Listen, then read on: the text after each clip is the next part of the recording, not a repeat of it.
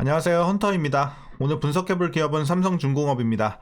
자, 과거 적자를 기록하던 구간에서는 박스권을 이어왔고요. 작년에 흑자 전환에 성공하면서 주가는 단숨에 2배까지 뛰었습니다. 그래서 9,470원 찍고 이제 다시 한번 좀 매물이 나오면서 다 크게 조정을 받았고요. 최근에는 다시 한번 좀 상승했다가 하락하는 이런 분위기가 나와주고 있습니다. 다만 이제 최근 거래일에 다시 한번 좀 급등이 나오면서 이제 반등에 대한 기대감을 심어주고 있는 상황인데요. 우리가 다시 한번 치고 올라가면서 전고점 혹은 거길 넘어설 수 있는 구간이 펼쳐질지 분석을 통해서 알아보도록 하겠고요. 자, 보유자분들 단기적으로는 좀 물려 계신 분들 많이 계실 것 같고 중장기적으로는 여전히 수익 구간에 계실 것으로 판단이 되는데요. 자, 어쨌든 여러분들 평단에 따라서 이제 앞으로 어떻게 대응해 나가야 될지, 자, 목표가는 어디까지 잡아야 될 것이며 물타는 방법, 어떤 식으로 평단 관리 조절해야 될지 여러분들 투자 전략 함께 알아보도록 하겠고요. 자, 이제 최근에 다시 한번 좀 떨어졌기 때문에 이제 저가 매수의 기회가 아닐까 이렇게 노려보고 계시는 분들도 있을 것 같습니다. 그래서 신규 진입 관점에서도 한번 알아보도록 하겠습니다. 자, 이어서 수급 상황입니다. 한 달 기준으로 개인과 기관이 샀습니다. 외국인이 팔았습니다. 자, 다만 최근에 스탠스의 변화가 좀 생겼어요. 개인은 자, 매수세에서 최근 며칠간 이제 매도세로 다시 한번 전환을 했고요. 외국인은 정말 오랜만에 여전히 이게 연일 좀 팔다가 최근 거래일에 좀 크게 들어오면서 다시 한번 매수세에 대한 기대감을 보여주고 있습니다. 기관은 여전히 매수세 꾸준하게 유지 중에 있고요. 자, 이어서 이제 공매도 같은 경우는 올해 6월까지 금지됐죠. 자, 분석 넘어가도록 하겠고요. 바로 재무제표 분석 시작해 보도록 하겠습니다.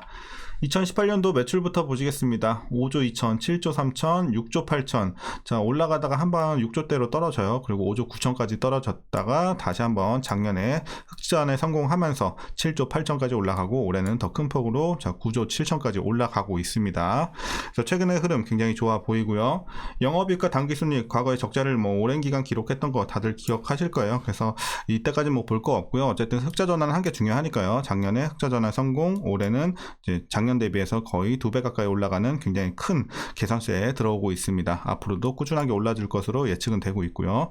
자, 분기별로 잠깐 보시겠습니다. 이제 흑자 전환, 자, 분기별로 봤을 때는 작년 1분기부터 시작이 됐죠.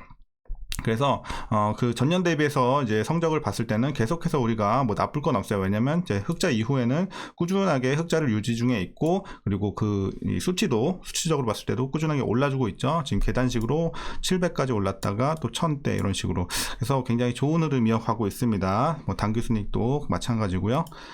자, 그래서 실적에서는 이제 우리가 딱히 걱정할 건 없어요. 자, 부채 비율 보시겠습니다. 자, 110, 150, 240, 190. 자, 과거에 100대, 200대 초반 이렇게 하다가 이제 300대까지 올라오고 유지가 되고 있는 최근의 흐름입니다. 자, 항상 말씀드렸던 거지만 이제 통상적으로 부채 비율이 올라가면 안 좋은 거긴 하지만 이제 조선주는 반대라고 말씀드렸습니다. 이제 수주와 연관성이 굉장히 크고요. 수주가 올라가면 부채 비율이 올라가죠. 왜냐면 이제 선주들로부터 미리 지급받았던 이 계약금이 회계상으로는 이제 부채로 잡히기 때문에 이런 부분에 있어서 오히려 올라가면 또 긍정적으로 볼 수 있는 부분이 되겠습니다.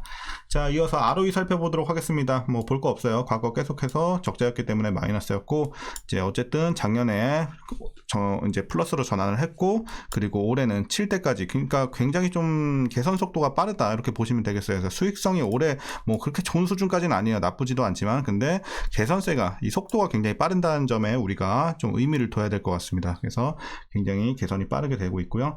자, EPS도 마찬가지로 그러니까 꾸준하게 이제 플러스 전환 이후에 올라가는 모습 굉장히 좋아 보입니다. 자, 다만 이제 배당을 하고 있지는 않은 상황이에요. 당연히 적자를 기록하고 있어서 못했다고 치고 이제 지금은 또 할 수도 있지 않을까 생각해 보는데 아직은 또 예측은 되고 있지 않은 상황입니다. 그래서 2014년을 마지막으로 배당을 이제 중지한 상황에 있고요. 자, 이제 마지막으로 PER은 자, 올해 22.95배, PBR은 1.34배 나오고 있습니다. 자, 그리고 이제 현재 주가 밸류에이션 상황은요, 지금은 약간의 저평가 구간으로 판단을 하고 있습니다. 이제 다시 한번 주가가 주저앉았기 때문에, 자, 지금 다시 한번 좀 싼 구간, 저평가의 구간으로 들어왔습니다. 그래서 지금은 여러분들 싸다고 보시면 되겠고요. 자, 이어서 동사 관련 이슈 한번 살펴보도록 하겠습니다. 먼저 지난 4분기 실적 보시면요, 매출은 약 2조 3천억 원 기록을 하면서 전년 대비 크게 증가를 하고요. 영업이익도 전년 대비 플러스 전환, 흑자 전환하면서 굉장히 좋은 흐름 이어가고 있습니다. 그래서 시장 기대치에 부합할 것으로 예상이 나오고 있고요. 조업일수 증가 및 고선가 건조 물량 비중 확대 효과로 인해서 이제 외형이 좀 확대가 되고요. 그리고 흑자 전환에 모두 성공할 전망에 있습니다. 연초 목표치인 영업이익 2천억 원은 그래서 무난하게 초과 달성할 것이다. 이렇게 전망이 되고 있어서 좋아 보입니다. 자, 그리고 안타까운 사건이 좀 있었죠. 지난 18일에 오전 1시 20분경에 자, 경남 거제에 있는 삼성중공업 하청 노동자 A씨가 용접 작업을 하기 위해 선박 내부 계단을 이용하던 중 아래로 굴러 떨어지면서 숨진 사건이 발생을 했습니다. 자, 그래서 이제 이에 고용 당국이 중대재해처벌법 위반 여부에 대한 조사에 나섰는데요.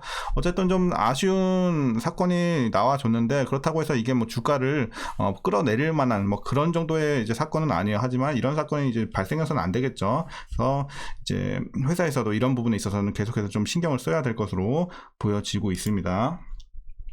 자, 이어서 이제 KC1 LNG 화물창 관련 소송으로 인해 이번 분기 영업에 손실 충당금 설정은 불가피할 것으로 판단이 되고 있지만 향후 국내 1심의 결과를 토대로 그 피해 규모는 최소화될 가능성이 크니까요. 참고하시면 되겠습니다. 자, 그래서 이제 최근에 조금 아쉬운 이제 사건들 먼저 말씀드렸고요. 이제 앞으로는 또 좋은 재료들이 많이 포진해 있습니다. 자, 먼저 삼성중공업 지난 18일 오세아니아 지역 선주사로부터 초대형 암모니아 운반선 2척을 총 3,150억 원에 수주한 이런 또 수주 관련 공시가 있었습니다. 그리고 삼성중공업은 올해 하반기부터 2023년 초에 수주했던 이 페트로나스 GLNG와 더불어 고선가 물량의 건조 비중 확대에 따른 본격적인 매출 성장 및 실적 개선이 기대가 되고 있습니다. 또한 올해 상반기에도 LNGC 20척 건조에 따른 소폭의 실적 개선세를 보일 것으로 기대가 되고 있습니다. 자, 그리고 이제 마지막 내용입니다. 올해 수주 규모 보시게 되면요. 자, 컨테이너선 수주 감소분을 채우고도 남을 규모가 기록될 것으로 전망이 되고 있어서 상당히 좋아 보입니다. LNGC는 약 25에서 27척, 탱커 약 6척, 그리고 해양 플랜트 상하반기 각 한 기씩 이렇게 수주할 것으로 예측이 되고 있어서 참고하시면 되겠고요. 작년 대비 더 높은 수주 목표를 제시할 가능성이 굉장히 커진 상황입니다. 그리고 수주 피크아웃에 대한 과한 우려를 해소시키면서 상승 모멘텀을 가져갈 것으로 예상이 되고 있어서 앞으로 또 걱정은 크게 없어 보입니다. 자, 최근의 이슈는 여기까지 말씀드리도록 하겠고요. 자, 재료는 상당히 좋은 상황에 있습니다. 그럼 이제 투자 전략 여러분들께 말씀드리면서 영상은 마치도록 하겠습니다. 먼저 신규 진입 관점에서는 저는 긍정적으로 평가하고 있습니다. 왜냐하면 주가가 다시 한번 빠진 상황이기 때문에 지금은 우리가 다시 한번 신규로 들어갈 만한 구간에 위치해 있다. 싼 구간까지 내려왔기 때문에 여러분들 긍정적으로 이제 생각하셔도 될 것 같습니다. 그래서 저는 찬성 의견 드리도록 하겠고요. 자, 그리고 이제 보유자분들 대응 방법입니다. 보유자분들 어떻게 대응하시냐면요. 먼저 목표가부터 설정해 드리겠습니다. 저는 일단은 좀 자, 9,000원까지는 좀 충분히 볼 수 있는 구간이 아닌가 해서 일단 최종은 9,000원까지 드리도록 하겠고요.